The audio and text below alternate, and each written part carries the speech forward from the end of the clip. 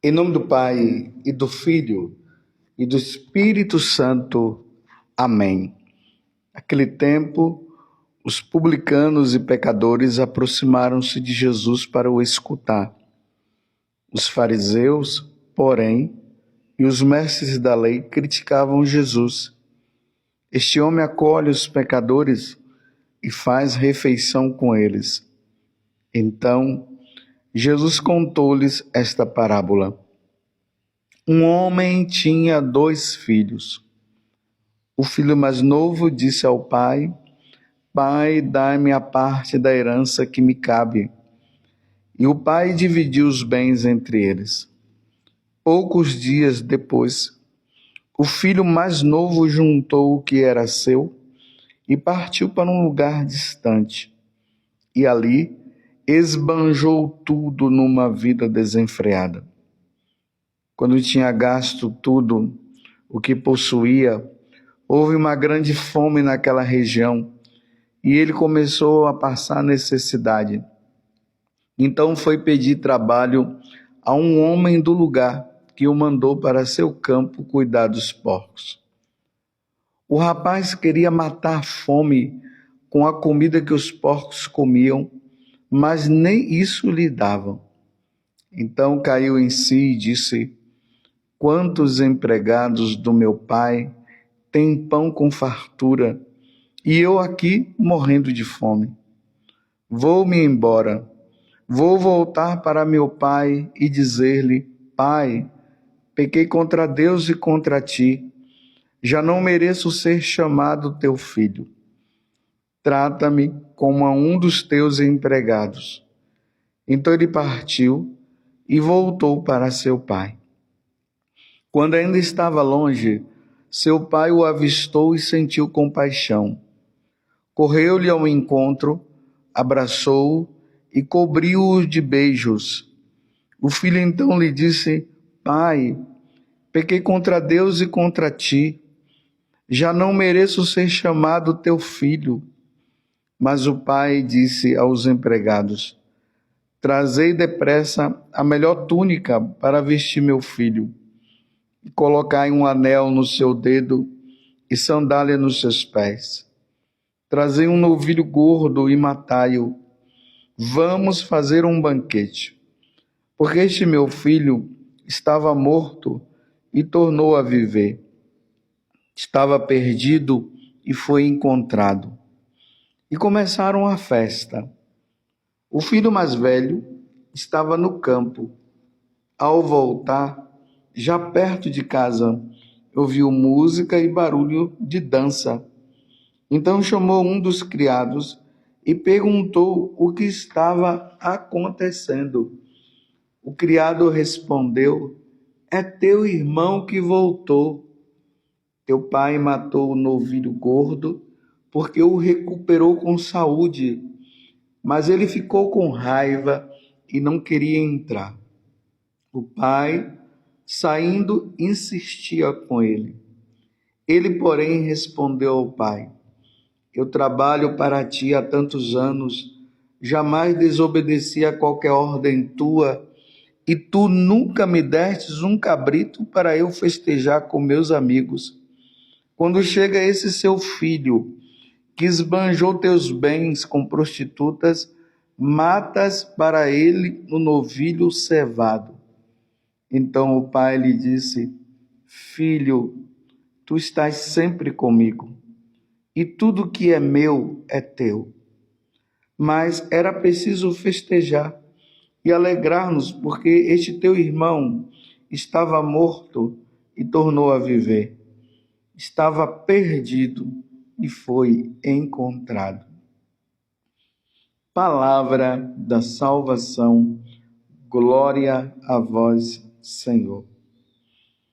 Meus irmãos e minhas irmãs, estamos no Evangelho de São Lucas, capítulo 15, do versículo 1 até o 3 e depois do versículo 11 até o 32.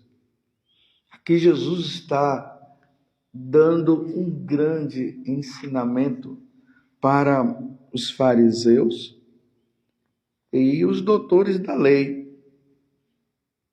Que ensinamento! Os fariseus, os doutores da lei, eles achavam que, por eles serem tão santos, eles não poderiam se misturar com os pecadores.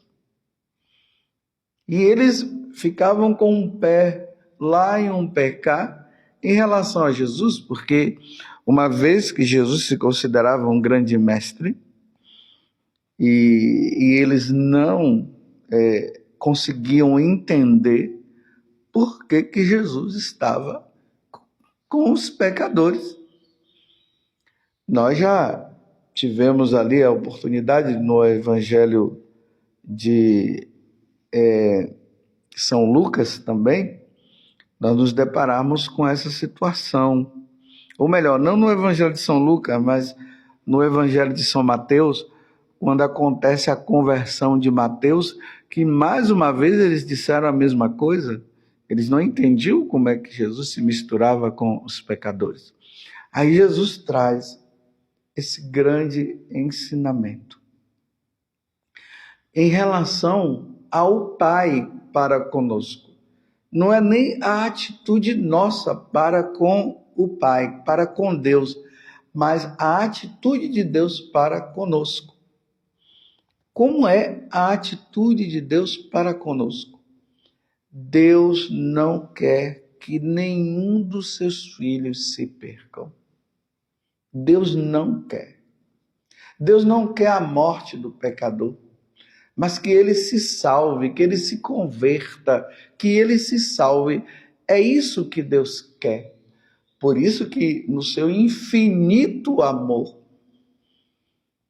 e Deus vendo que não tinha jeito de nós nos salvarmos por nós mesmos, com as nossas próprias forças, aí ali no capítulo 3 do Evangelho de São João vai dizer que Deus amou tanto o mundo, que Deus amou tanto eu, Deus amou tanto você, que ele enviou o seu filho, ele deu o seu filho, ele entregou o seu filho para ser oferecido em sacrifício pela nossa salvação. Olha como é que Deus expressa o seu amor para conosco. Deus amou tanto o mundo que enviou o seu filho, que entregou o seu filho, para que todo o que nele crê não pereça, mas tenha a vida eterna. E aqui entra a condição que é de crer em Jesus para poder se salvar. Deus faz de tudo para que nós nos salvemos. Deus faz de tudo para que nós um dia estejamos com Ele lá no céu. Mas o problema são as nossas atitudes. Aqui está a questão. Nós nos alegramos porque Deus é amor. Nós nos alegramos porque Deus é misericórdia. Ok. Nós nos alegramos porque Deus deu o seu Filho único para nos salvar. Mas as nossas atitudes são sempre contrárias. Nós queremos o perdão de Deus, nós queremos o amor de Deus, nós queremos a misericórdia de Deus, só que a nossa atitude é sempre contrária. A nossa atitude é de arrogância, a nossa atitude é de ofensa a Ele. Você já percebeu que é assim que nós agimos? Então Jesus conta essa parábola desse filho que se rebelou. Ele estava com o Pai, ou melhor, estava ali com Deus, e quem tem Deus, meus irmãos, tem tudo. É o que Santa Teresa d'Ávila, ela expressa. Quem tem Deus tem tudo, mas não é ter Deus para ter coisas materiais, é simplesmente ter Deus. Quando nós temos Deus na nossa vida, nós, na verdade, não precisamos de nada de material. Por isso que a nossa caminhada é para o céu. Porque lá no céu nós já teremos Deus, nós não vamos precisar mais de nada. Nós temos o tudo. É essa compreensão que nós devemos ter.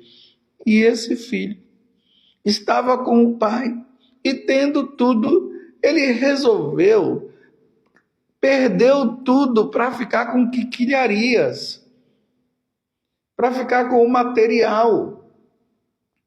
Então ele pede a herança. O pai, como não quer forçar nenhum de nós, o pai deu: você quer herança? Que na verdade, meus irmãos, o que estava acontecendo ali era o seguinte: aquele filho estava dizendo assim: pai, eu não preciso de ti. Eu quero viver uma vida independente. Eu quero ser dono de mim mesmo. Eu quero fazer as coisas que me cabem. Eu quero a liberdade. Então ele estava negando de ter tudo, de ter Deus, de ter o seu Criador.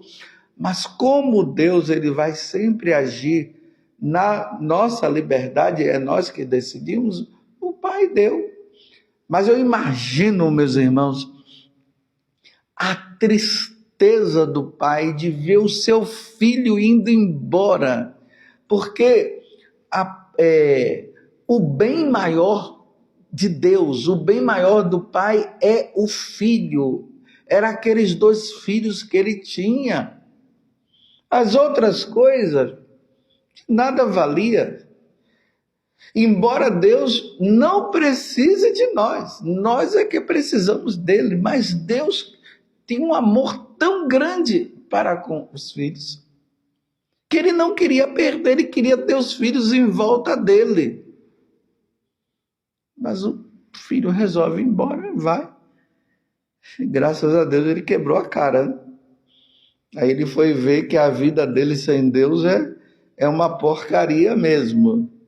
A vida dele, a nossa vida sem Deus é como viver na porcaria do porco lá. Imagina, a gente vai lá no chiqueiro, que fedor é o chiqueiro, quem aguenta? Só o porco. Porque o lugar do chiqueiro para viver no chiqueiro só os demônios, porque o inferno é isso.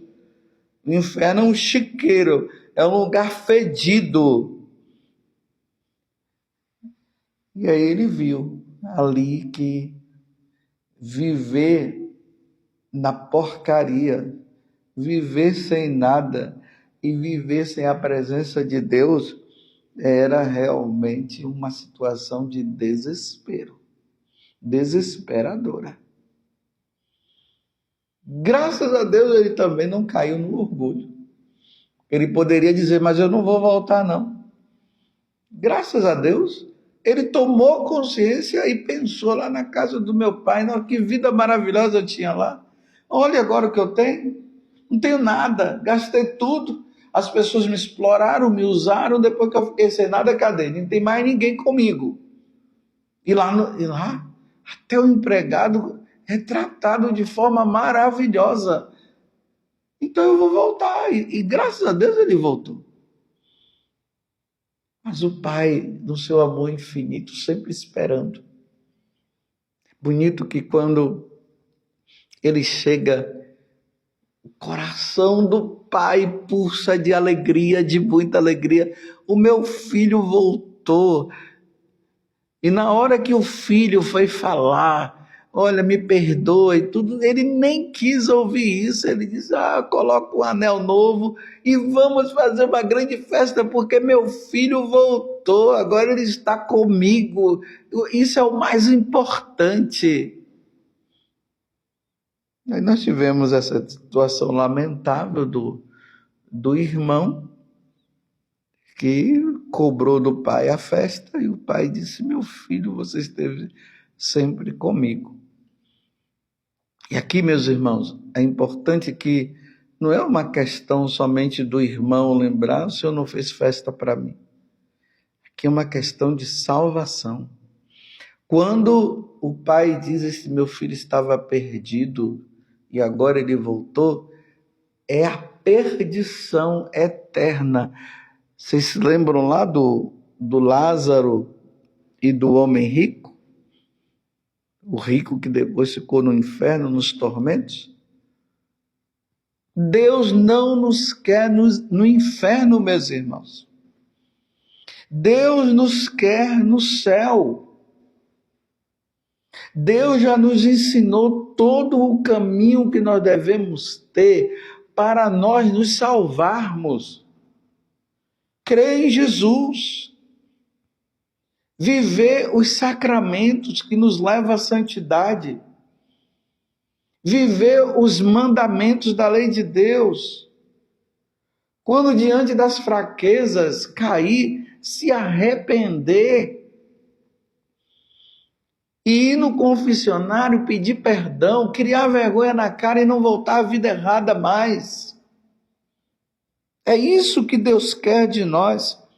Porque Deus nos quer eternamente com Ele no céu. Deus não nos quer eternamente no inferno. Nem para o diabo Deus queria isso. Mas eles foram para lá porque eles que quiseram. E eles não querem sair de lá. Ou melhor, eles não querem se arrepender, eles não vão se arrepender nunca, e por isso eles nunca vão sair de lá. Mas Deus não nos quer no inferno, Deus nos quer no céu. Então não vamos, meus irmãos, andar na onda do maligno, que quer de nós uma independência, quer de nós que estejamos longe de Deus, e Ele quer que nós estejamos com Ele no inferno. Não vamos entrar nesta onda. Não está na hora de voltar. Talvez você que esteja me ouvindo agora, você seja justamente esse, aquele que ia na igreja, participava das coisas de Deus. Você era fiel aos sacramentos. Em um determinado momento, deixando-se levar pela tentação, você resolveu deixar Deus, e aí agora você está no lamaçal, você está no chiqueiro, você está no fundo do poço. E talvez até você esteja dizendo, não tem jeito para mim. Tem, enquanto nós estivermos vivos, tem jeito sim. Volte, meu filho. Volte para Deus. Volte para a casa do Pai. Deixa essa vida de pecado. Deixa essa vida dupla. Tem gente que está na igreja vivendo uma vida dupla. Ou seja, vai na igreja, participa da missa, vai nas coisas, mas também vai para o mundão e vive no mundão, achando que está tudo bem. E não está tudo bem.